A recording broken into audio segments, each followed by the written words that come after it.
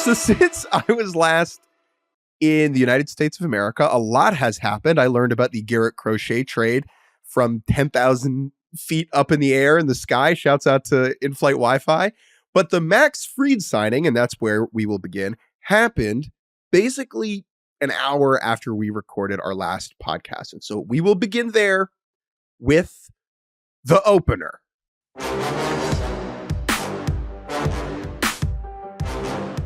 Max Fried signs with the New York Yankees. It is step one of the great Juan Soto pivot. Let's get into the details.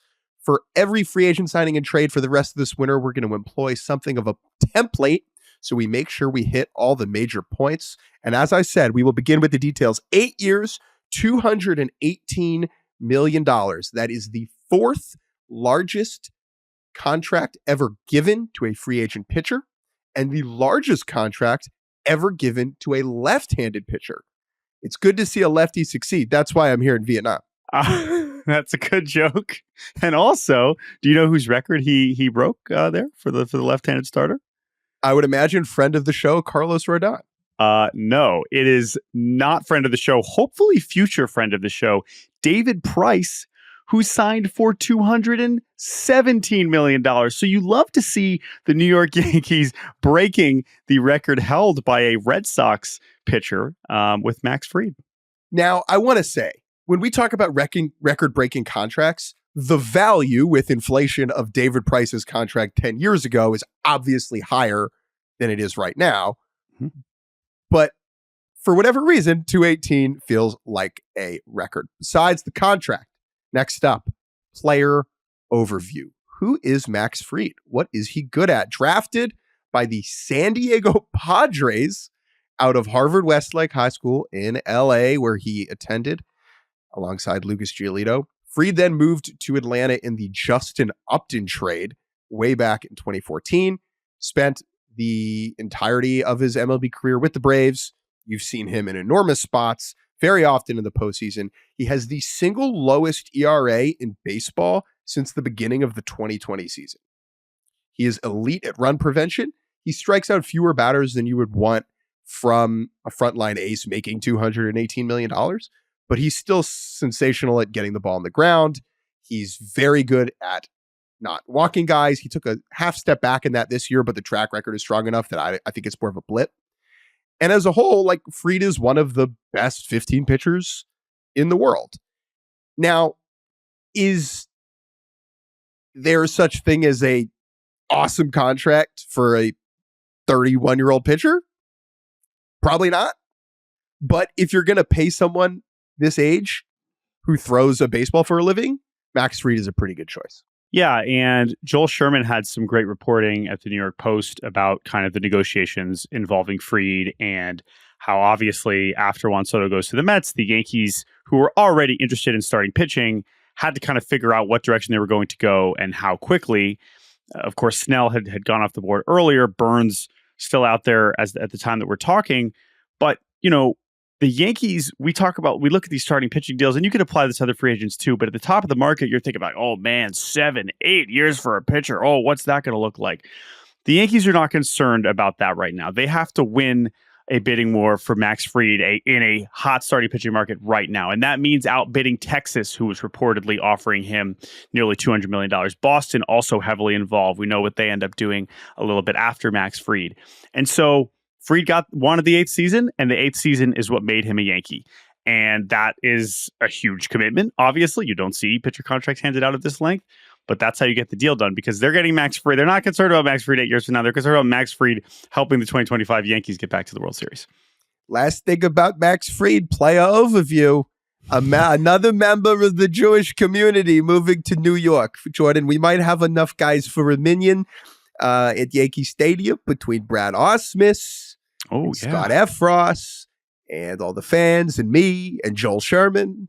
It's the whole mashpucha is coming to New York. And if they sign Alex Bregman, oh, what a blessing it might be. I'm felling.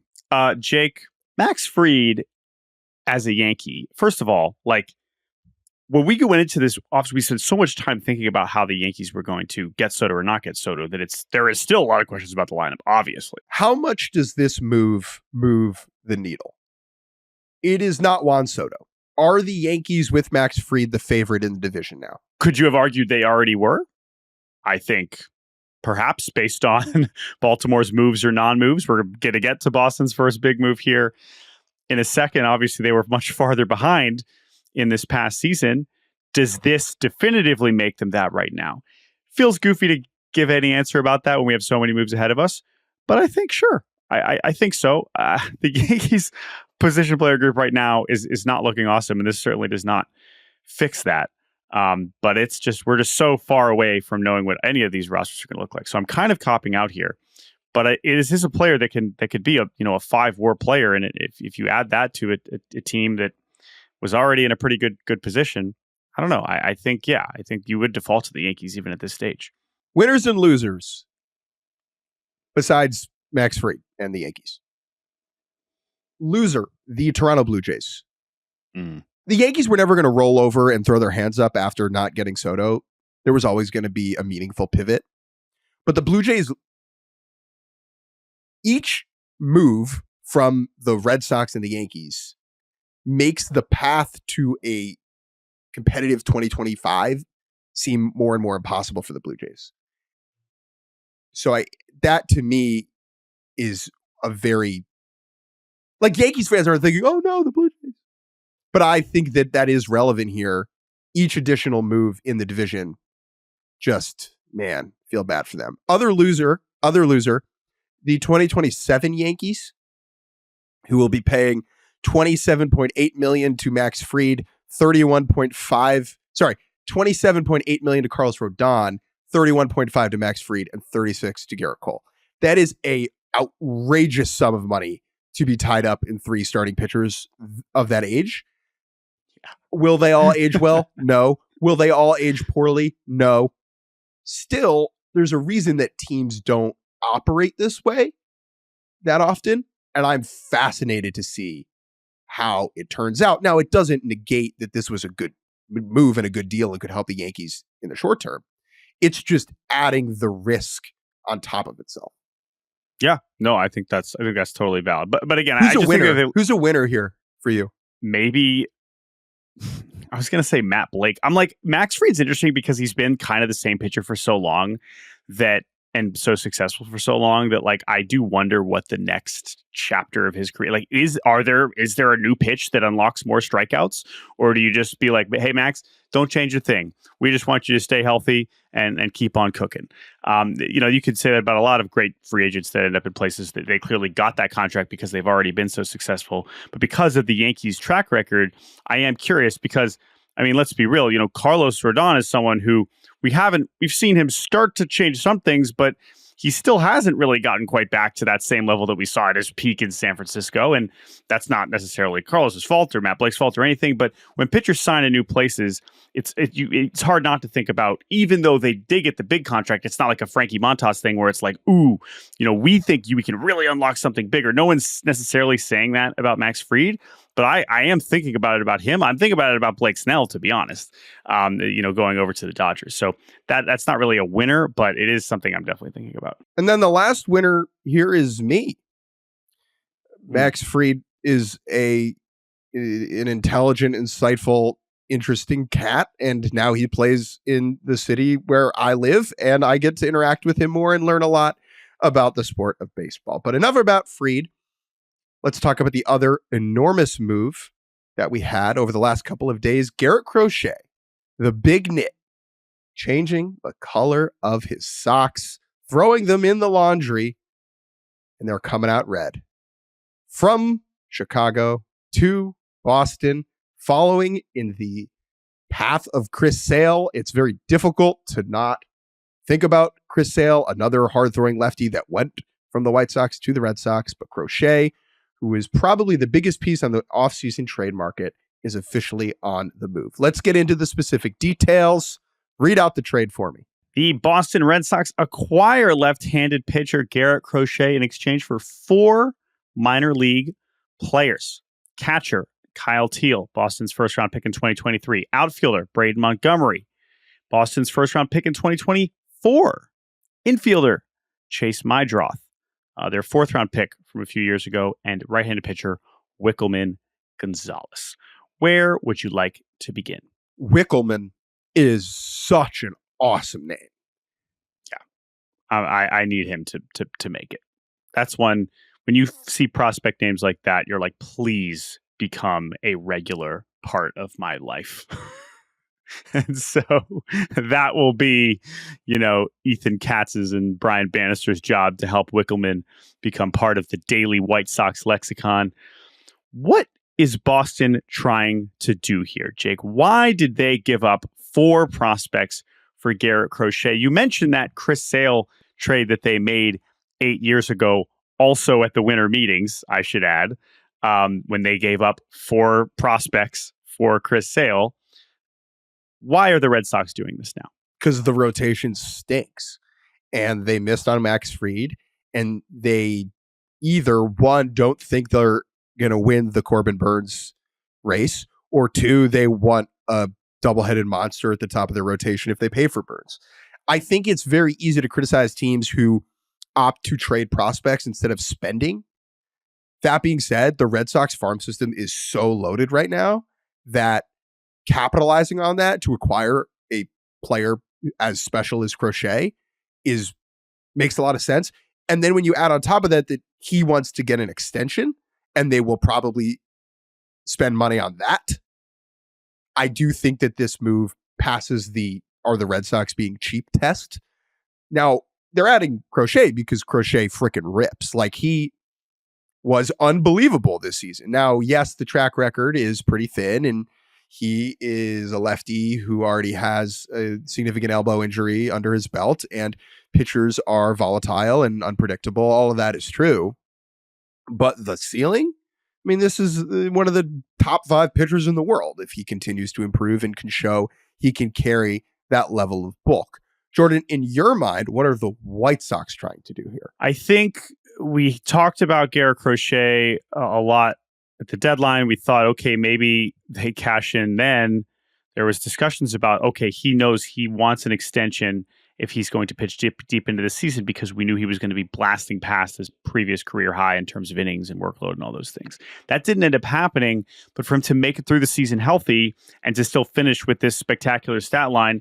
And yeah, you look at, okay, 3.58 ERA in 146 innings, like, what's the big deal? His like, the dominance of his fastball, I mean, he was basically doing this with 2 pitches, which is also amazing. This is another thing, getting back to what I was talking about with Fried. You can imagine when you look at the small sample here that there is another step for Garrett Crochet. There's another level where he could become that much better. And that is really exciting, because I understand we got an email from Adeline. She Red Sox fan. She's asking us, this seems like a ridiculous amount to give up for a guy who's done it once, or one season, 32 starts. But it's not just one good season. It was a good season that displayed something that was really, really, really special. Now, again, I'm talking about Boston, right? That's why Boston did it. Why does the White Sox do it? Because they just had one of the worst seasons in baseball history, and they need as much talent as possible at the all levels of the minor leagues, particularly on offense. And to go to a team like Boston, where you knew they desperately needed a top-end starter, and you knew there was a plethora of top-tier position player talent to choose from, this was always the team that made the most sense to line up for a deal like this. And ultimately, they were the team that was able to get a deal like this done. And when you get 2 potential foundational pieces in Teal and Montgomery, position players that this farm system so sorely lacks. By the way, I'm now realizing that their other best position player prospect is also named Montgomery. No relation between Colson and Braden. But they needed to cash in here now. There was no reason to risk going with Crochet, with the risk associated with him, into another season and hoping that he was going to fetch even more here. Boston paid a real price, and I think they did well. For me, this deal is really simple. Garrett Crochet, who is a free agent after 2026, was not going to be a member of the next good Chicago White Sox team. I don't know if you saw, but they were just the worst team ever.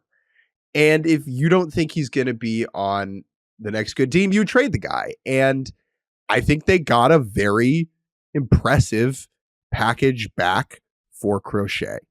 Jordan, you are the resident prospect nerd.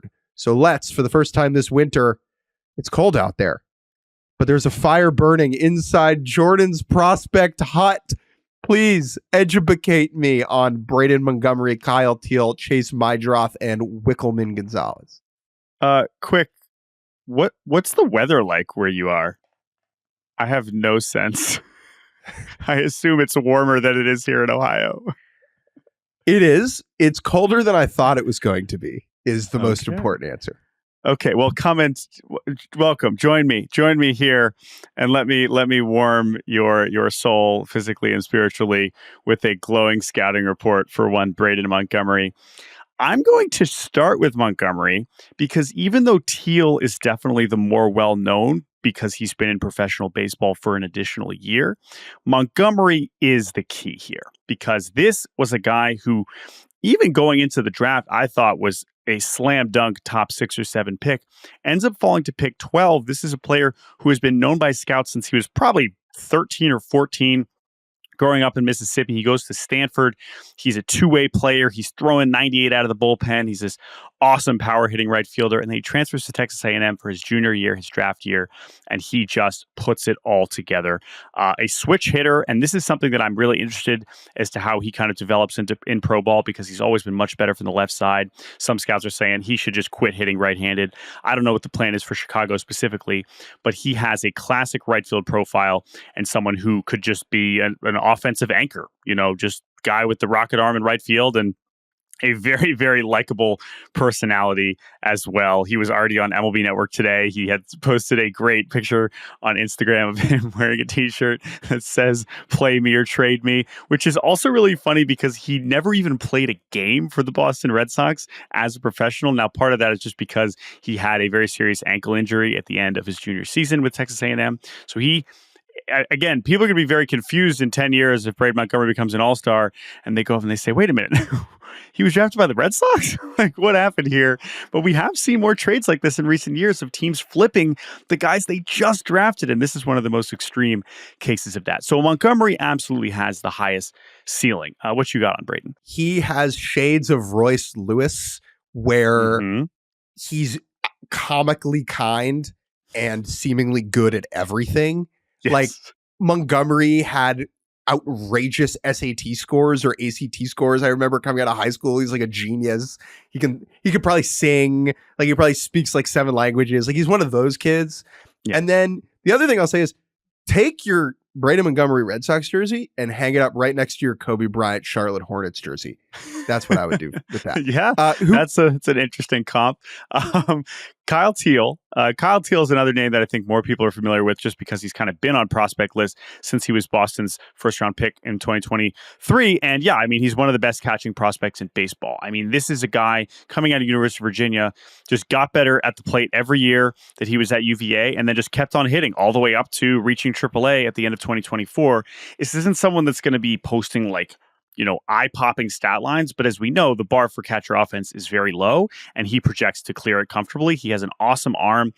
How good of a catcher is he really? We'll see. Where he fits in with Edgar Caro, another catching prospect that they already have, is really interesting, right? But also, that's a position where get the depth, get the players that you know you're going to build around, and that's a position that I'm curious what Boston's plan is now moving forward, but Chicago is certainly in very, very good position there with Teal and Caro moving forward. I would expect we probably see both of them at some point in 2025. We'll see what that timeshare ends up looking like. Chase Mydroth, this guy's a little bit more of a truly a nerd's favorite, but also a scout's favorite. He kind of blends both things. He's got the old school, like, that's a baseball player, all those cliches that all the old school scouts would say, like, this guy is a grinder, but then also you see like, oh, he gets on base. He's got defensive versatility. He's got, the really low swinging strike rate, and he's got sneaky power. Like, this guy does a lot of things well. He doesn't really elevate the ball. This is one issue right now. He doesn't have huge power, but he can hit the ball reasonably hard. I'm a huge fan of this guy, and I think he will absolutely I think he could get like 300 plate appearances for the White Sox in 2025. You know the meme of the guy on the blood in the Bloods and the guy in the Crips, like holding each side of the bandana? Chase Meidroth is that, but with a baseball stat nerd holding one end of a calculator that's connected to a stopwatch, and like an old rusty scout is holding the other end. He's definitely one of my favorite prospects. And so I'm excited to see him in the deal. And then Wickelman Gonzalez is interesting, not just because, let me just make sure.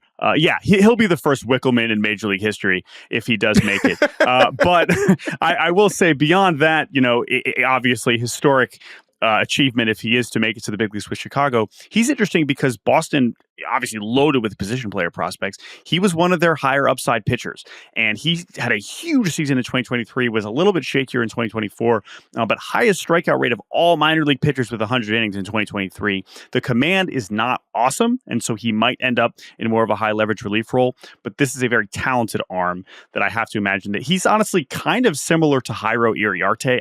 Maybe that's a terrible comp, but the guy they got from San Diego, where it's big stuff. What kind of role is it going to work in? We'll see. But that is a pitching prospect that Boston will miss just because they don't have that many of them. But they have Garrett Crochet now, so I think they're fine. I think if the Red Sox had traded for Crochet before the Yankees had got freed, it would have read a little different. Because of the timeline here, it feels more like a counterpunch than it does an aggressive maneuver, but that's just the chronology of it. And I do think that this helps them keep pace. It's like, okay, the Yankees won, Red Sox won. What's next? As far as it goes for the White Sox, like this deal for them, I think these are good pieces to get back. I actually did go to high school with a Wickelman Goldberg. So, yeah. I would say the last thing I want to say about this trade is Boston's rotation is interesting now, because if Giolito comes back, like, remember how good Tanner Houck was for the first 3 months? I mean, he fell off really hard, and like, there's reasons why we're not as confident moving forward. And Brian Bayo, I would say, was definitely a disappointing season in 2024. But I don't know. I don't think it's that bad of a group. If it's a lot of pressure on Lucas to come back and give them 180 decent innings, and Cutter Crawford has shown glimpses of being well above average. It's a lot on Giolito still, and I have to imagine they're still going to try to add to this rotation, and definitely still some questions in the bullpen. But I don't know. I think that there is actually still something here. It certainly looks a lot better if they're going to get a version of Crochet that we just saw. All right, let's take a quick break, and when we get back, we'll speed run through some of the other moves that we've gotten and ask a dumb question. And welcome back to Baseball Barbacast. Let's boot up turbo mode because we've already gone long on this pod. Nathan Eovaldi, 3 years, $75 million with the Texas Rangers to return to the club he spent the last few years of his career with. I saw Nathan Eovaldi referred to in one article as the top of the middle of the market. I would rather be that than the bottom of the top. Eovaldi to the Rangers is interesting because he was probably the best arm on the market that didn't come with a qualifying offer attached alongside Jack Flaherty. And so the teams that just love draft picks so much were most interested in Eovaldi and Flaherty. I'm thinking about you, the Baltimore Orioles. As far as it goes for the Rangers, who employed him last year, I think this deal moves the needle a pretty decent amount. Like DeGrom, Eovaldi, John Gray, Tyler Mahle, Chad Bradford, Kumar Rocker. I know it's not Chad. I'm aware. Oh, what if it was? That would be one hell of a rotation. Yeah, I think this speaks to, as you just mentioned, how interested more teams would be in Eovaldi because he didn't have that QO attached. I mean, this is a hefty sum to pay to keep him in-house. Obviously, he was comfortable there, but this is a really important thing. I mean, Eovaldi has been, for a guy with many, multiple arm surgeries on his resume, he just delivered an incredibly durable and quietly impressive season on an irrelevant Rangers team. And I think they realized how important he was for a lot of things that they were doing. I know he's only been there for a couple of years, but I think they viewed this as just an absolute necessity to keep. And I think they paid the price for it, and good for him. At age 35, getting another deal of this size is really impressive. So this was a great nugget. I think I saw this on MLB Trade Rumors, which is it's only the third or fourth deal for a pitcher 35 or older that's over 3 years. Like giving a player that old that much leash does not happen a lot. The other recent ones are DeGrom and Scherzer. And so for Eovaldi to get that length, that does certainly feel notable, but he has a very rare combination of playoff bona fides. If he gets in October, we know he's not going to pee his pants. And he's just provided a ton of bulk at this age. And so I like it. And last night, as I was prepping for the pod, I was like talking myself into Rangers winning the division. And so I know that I was very sleep deprived. Now, in order for them to do that, they need a ton of bullpen reinforcements. Like you can look at this offense and this rotation and imagine a 92-win team pretty easily if you get healthy DeGrom and a step forward from Wyatt Langford and the players who were underwhelming last year bounce back. Could totally happen. But this bullpen, as currently constructed, is just awful, like horrible. If you look at the Zips projections on Fangraphs, like they're projected for negative WAR as a group, as a unit. And so that is the next step for the Rangers. Any final thoughts on them before we move to Jake Burger? Well, that's still the Rangers, and that's also part of this conversation. As you just mentioned, they need bullpen help so badly. I know they signed Jacob Webb, but like we need some impact. And they kind of nailed it last year with Kirby Yates. Maybe there's a reunion in store there, but they're going to need multiple guys to fill in there. And then obviously you're still looking at a starting rotation that has clear upside. I mean, let's not forget that Jacob deGrom is one of the best pitchers in the world. And if he is fully healthy and all the way back, that's a huge deal. But I would have to imagine they will be still looking for starting pitching help as well. But instead, they swing a deal with the Miami Marlins to acquire Jake Burger. They send 3 lower level prospects to Miami. That's what Miami's looking for, as many as possible. And Texas was willing to give up a couple of young infielders in Shedry Vargas and Maximo Acosta, as well as a young left-hander, Brian Mendoza. Acosta's probably the one to know. He was just in the fall league. He got $1.5 million when he signed as an amateur. He's someone that could maybe help in the next couple of years, whereas Vargas is a much longer-term thing, and so is Mendoza.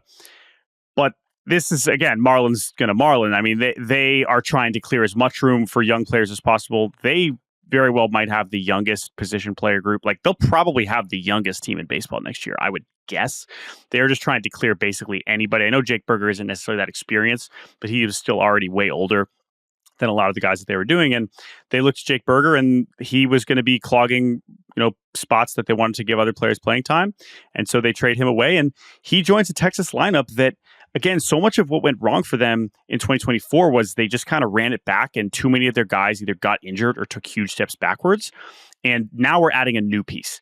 And the interesting thing about this is the buzz is that, now they might trade Nate Lowe and have Jake Burger play first. Like, there is a space for both of these guys on the team, but it seems like they might rather trade Lowe and save a little bit of money and allocate that elsewhere instead of having both of them on the roster. But right now, I mean, Jake Burger, again, when he's your best hitter, you're probably the Marlins.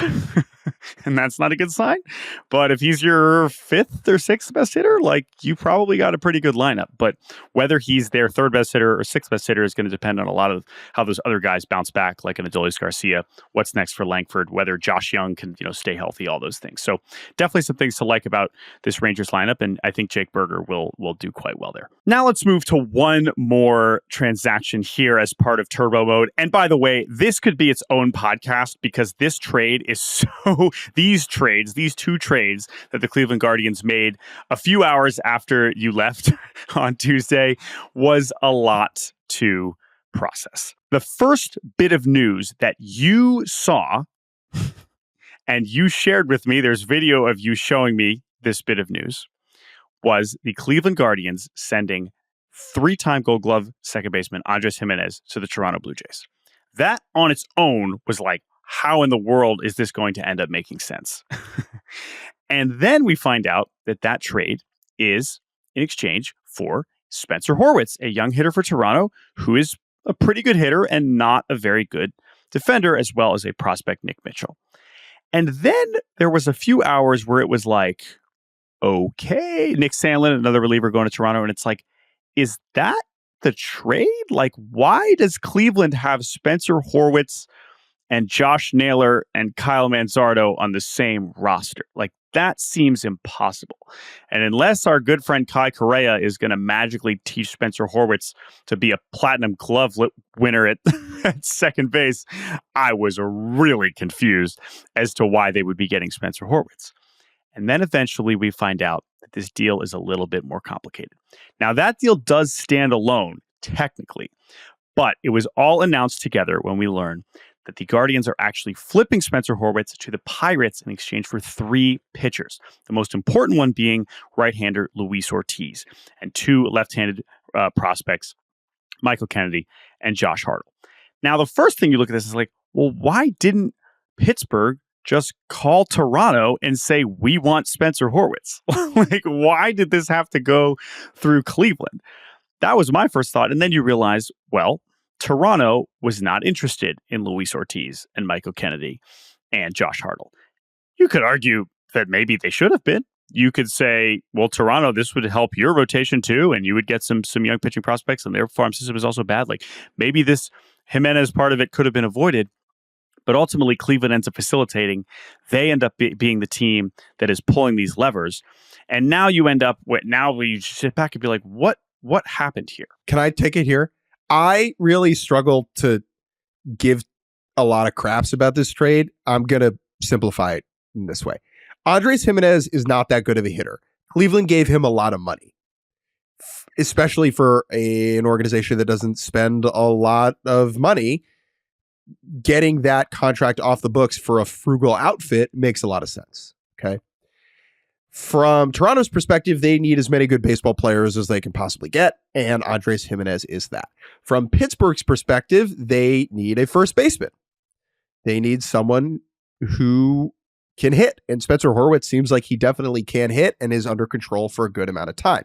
Cleveland is just playing cute. Cleveland is using this deal to acquire a couple of prospects they think are going to be good while getting out from under this money. And they think they can backfill that value in any other number of ways. That's really all I have to say about this one. Do you have any final nuggets? You're underrating the importance of Ortiz here, because if they were just getting prospects, that's fine. Yeah. Luis Ortiz was a very good starting pitcher in the second half, and the Guardians desperately need like actual starting rotation help that they know is going to help them from opening day, right? They bring back Shane Bieber. That's awesome. But this is a big bet that Ortiz can continue to build on what he did in the second half and give them 150 plus quality innings and then be under team control for multiple seasons. Now, again, it's a short track record for Ortiz. So we'll see. That is what at least makes it seem in this market of starting pitching, this is a very convoluted, creative way to acquire a starter that they really believe in. That doesn't mean they don't deserve some scorn for getting out under this contract from Jimenez, who still clearly had a place on this team and is the best second base defender that I really have ever seen. And I think a lot of people have ever seen. And I think that he will help Toronto, raise the floor for Toronto. But it is I don't disagree that it's a little cutesy, but Ortiz is absolutely a massive part of this and needs to be it now becomes one of the more important pitchers for them next year as we look into projecting the AL Central. This is the type of trade that really does numbers on SportsCenter. Like, why did they lead with this? The three-way Guardians, Blue Jays, Pirates deal. I mean, this is an incredible example of like so up Jordan's alley. Like, you must have spent hours like searching and typing and Googling things about this. And I saw the news on this when I was on the plane and just gave it absolutely zero thought. Maybe that makes me a hater. All right, let's take a quick break. And when we get back, we'll boot up the Scobo and do the good, the bad, and the ugly. And welcome back to the end of Baseball Barbacast. Scott Boras Scoreboard, also known as Scobo. It's time. You love it. You need it. You want it. And here it is.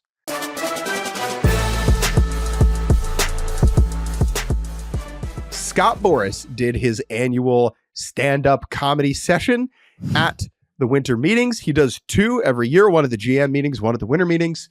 Now, I was on an international flight for this. I have not seen any of these jokes yet.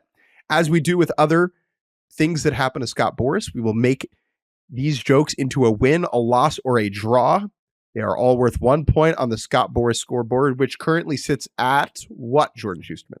10, 5, and 3 going into this 5-round edition of the Scobo, because he has not had any other clients sign, but we are going to equate his silly jokes and his actual business that he is doing as it's all worth the same amount. Okay. He delivered 4 more lines during this segment during this session. I was there in person and I watched him say these with my own 2 eyes. I watched him deliver these in such, charismatic fashion as only Scott Boras could.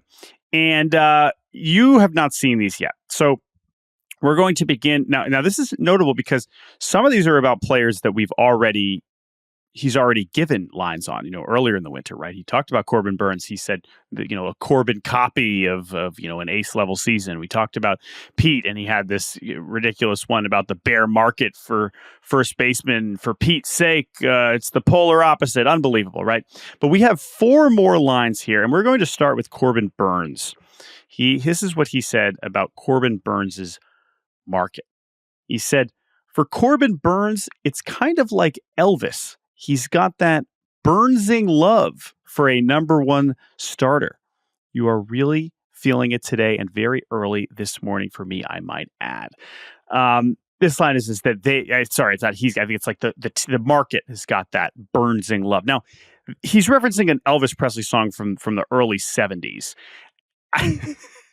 And it's not like, again, this is a stretch. This is like a pretty clear L for me. Do you have any thoughts? This sucks so hard. It sucks so hard for a variety of reasons. It doesn't make any sense. It drags Elvis's name through the mud. You didn't need to do that. This is where Boras racks up the majority of his L's, because making money for athletes in the manner that he does is badass in a way. It's impressive. It is winning. Whereas standing up there in front of a bunch of media members and making a bunch of dad jokes comes across as so dorky. Well, honestly, maybe just I think the fact that he's willing to do it in and of itself is a win. That he's got the ID gaff. No disputing. Yeah. Right. But the specific joke here is just an absolute freaking L. Burnsing love. And there's a lot with Corbin Burns' name, right? Like third degree burn. There's just a lot you can do here. So this is a loss, moving him. That is his 4th loss of the offseason. Alex Bregman, he gave us one earlier this winter about infusion of championship blood. He's AB positive. We gave that a win at the time. This one, I'm curious your take. All right. He goes, this is the one that he gave at the winter meetings. He said, we all know what comes after AB. That is the C in champions. In Bregman's case, that is C squared, which is to say that he's won multiple championships. And we all know what comes after AB. That is the C in champions. Is this a win or a loss? I think it's a draw. Okay. I like the components of this one. I don't actually like the delivery. I think it should have been, we all know what comes after AB. That's C for championship. And then boom, done. Don't push your luck with the C squared because he's won multiple. I think that we get it, that he wins. It's Alex Bregman. He wins. That's his thing. I kind of like that, but he didn't stick the landing on this one. So it's a draw. There was a way to bring it back together. So if you say he's C squared, or you could say, and he equals C squared, you don't need to be an Einstein to know that Bregman's the right. There was a path to a win here, but it seems like he allowed a loss at the last minute. We have one on here for Sean Mamnaya. Let me pull this up. There's a new Sean rising. It's something that teams have recognized. The demand is really something that I think is going to happen soon. So there's a new Sean rising there's a new sun rising, but the rest of this quote doesn't seem to be a joke. It's just a boring quote. But we think that he was arising. There's a new Sean arising. So we think he is meaning to say sun. That's what he's going for. Sun arising. Yeah. I truly did not. I heard this and I was like, what is he going for here? This one was tough for me to. I mean, am I being really stupid? Like sun was my first thought too, but I was like, I'm not following what we're going for. I really don't understand. Please email us baseballbarbacast@gmail.com. Tell us we're an idiot. Great comment on this on the SNY tweet, which is, imagine if this is how he talks to people in real life. It's not. It's only when he's got that goofy backdrop behind him. This is an L. It's also an L because it's like, maybe this is not the first time Sean Manaea has been a free agent. So maybe he emptied the notebook last time and I forgot what he used. But this is brutal. All right, let's get to my favorite one. They ask about Pete Alonso's market. Scott Boras says, a lot of market locomotion regarding Pete. The Polar Bear Express is rolling. Yes. Dub. Win. Dub. Win. That's a fat dub. All right, so that was the It could have been delivered a little better. Like, the Pete's market, it's moving. There's locomotion. I don't know. This is an easy win. I have no edits on this one. I think Pete's given him a lot. I think Pete, I'll say this because I think, well, I don't know, but he's not going to like speak publicly like this necessarily before. Could he like text someone, certain reporters, and deliver another line when Pete Alonso's free agency stretches into February? I would love that. Maybe. But we have one more, Jake, and this is the one I'm most excited to talk about. Because Scott Boras attended Juan Soto's introductory press conference at Citi Field today, which you were not at because you're in Vietnam. Yeah. And obviously, he got a lot of questions. Him and Juan Soto got a lot of questions about the Yankees. Oh, why didn't the Yankees get him? Oh, did they do anything wrong? What's going on? Yankees this. Yankees that. Yankees this. Juan, what are you thinking? How could you leave the Yankees? Don't you know they won all those World Series? And this is what Scott Boras said in response to these questions. I'm sure he actually gave a real answer besides that. He said, Scott Boras, this is from Anthony DiComo. Scott Boras on the Yankees and other runners-up for Soto. Quote, when you're at a wedding, you don't talk about the bridesmaids. Lie. That's a lie. That's a fat lie. I was once at a wedding and one of the bridesmaids fainted and we all talked about it. All right, that's an interesting example as I kind of share my take on this. Let's try and convey the thesis here. This is a different category, but what is the point that he is trying to make? So what I think he really is saying is we are here today to talk about the Mets succeeding and Juan's day. Later down the road, I'm happy to talk about the Yankees, but not today. Yes. And I think that sentiment of it's not their day, right? It's his day, right? And in the example that you just gave of a bridesmaid fainting, I mean, that was maybe out of their control, and then they became a little bit more got a little bit more attention, but that wasn't planned, right? They weren't trying to make it about them, right? Here's my issue with this. If we're really running with this analogy, it's a little problematic and strange. Because in this connection, you're implying that the bridesmaids are pursuing the groom and lost out and then still went to the wedding. You got to watch. Doesn't make any sense. You got to watch Palm Springs. Great movie. Enough of wedding talk. We're already married. Is it a win or a loss? To me, that because of that, I think it's a draw because I think it's a draw. I think he successfully conveyed the important thing, but the line itself is mediocre. Okay. All right. It is time for a very brief and swift good, bad, and Uggla.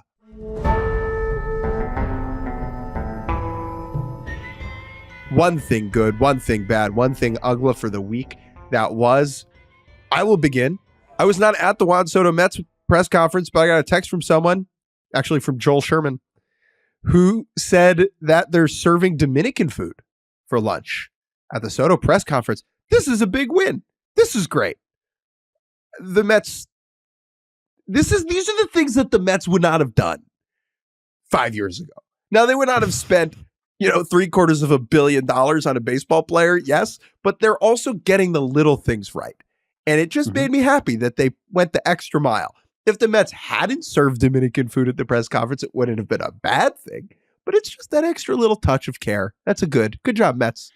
My good is also related to that because it is Steve Cohen. And it is not really that recent, but it is a clip that was circulating. And I was like, that is good. It was Steve Cohen in an interview earlier this year on CNBC. And CNBC, right? So they're talking business. The interviewer asked him, Steve, you want a World Series ring. How many years do you think it'll take to get there? How much will it cost? And Steve Cohen says, I don't care about the cost. And then the interviewer's like, whoa, well, hold on. He said, you don't think about this as a philanthropic venture, do you? And he says, I do. That is why, quote, that is why I bought the team. That's exactly why I bought the team. I said in my original press conference, if I can make millions of people happy, how cool is that? I actually view it as a civic responsibility. What a concept. Good. My name is Juan Soto, and I'm looking for $765 million for 100% of my services. I only want to do a deal with Lori. Okay. Jordan, what's bad from this week? The draft lottery. The draft lottery is not bad. I'm fine with it. I think it, in some ways, is maybe kind of working to get teams to not tank for as long. We'll see. It's only the third year of the draft lottery. But we went to the draft lottery, and one of the rules in place about the draft lottery is that if you are a certain kind of team, whether if you're a revenue sharing team like the White Sox, you cannot receive if you're a revenue sharing team like the White Sox, you cannot get a lottery pick multiple years in a row. This happened to the Nationals last year. They were unable to pick in the lottery. Unfortunately for the White Sox, they lost 1 billion games this year and then didn't get to pick in the top 10. The A's, another team who receives revenue sharing, but they cannot pick in the lottery 3 years in a row. What is bad about this? Whether that's bad or not, you can debate amongst yourselves. What was bad was the fact that at the lottery, they still had Jed Lowry and Jim Thome sitting up there on the stage, even though they had a 0.0% chance of winning the lottery. Wow. Why did we have them up there waiting to find out if they were not going to pick in the top 6, let alone top 6, let alone top 10? What was that? Maybe Jim Thome was there anyway, but that just seemed so goofy. And so I'm calling it bad. My bad also has to do with the Oakland A's. The A's X account has had their replies turned off for a while now because they are afraid of the fans getting mad at them. Now, I assume this is an edict from on high. I'm not trying to hate on the A's social media department. This is a bad right now because the A's left Oakland and they signed Luis Severino and they spent money and they're entering the next phase of their franchise's history.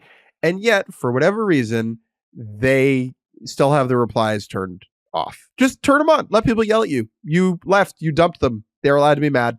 Turn them on. It's bad. My Uggla was a winter meetings thing I saw. Before Jordan got there on day one, I was sitting in the lobby. And who came in? My second favorite Ohio resident, Terry Francona, current manager of the Cincinnati Reds, former manager of the Cleveland Guardians. And that is relevant because his suitcase had a big C on it.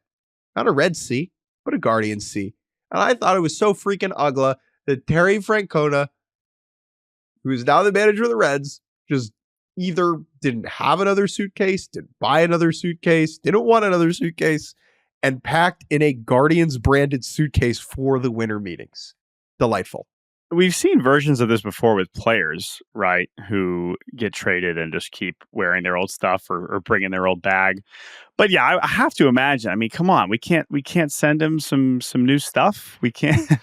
I feel like that's great because he can afford an away bag. Like he can just go to Toomey or whatever and drop his card and get whatever he needs. No, that's not the way for the baseball players. My Uggla this week is the Baseball Reference Wrapped. Obviously, if you have Spotify, you know that you get all these stats about all the songs that you listen to. And Baseball Reference has done this for a few years now, and they just posted, they have a few different examples of this, where it's basically a bunch of stats about what team pages got viewed, the most, what team pages were viewed the most in different states.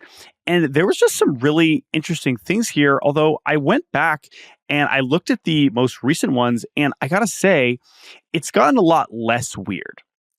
if you look at their 2024 most viewed team pages and you look at the map, there's really not anything I'm curious if you take a look at this.